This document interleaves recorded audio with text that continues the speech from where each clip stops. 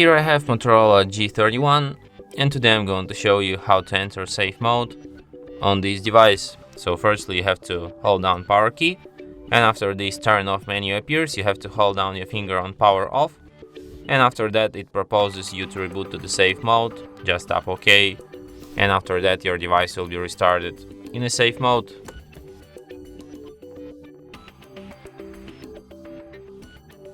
And as you can see, the sign here says safe mode, which is the proof that we are in a safe mode right now. So if you want to quit safe mode, just restart your device, and after that it will be restarted in a normal mode.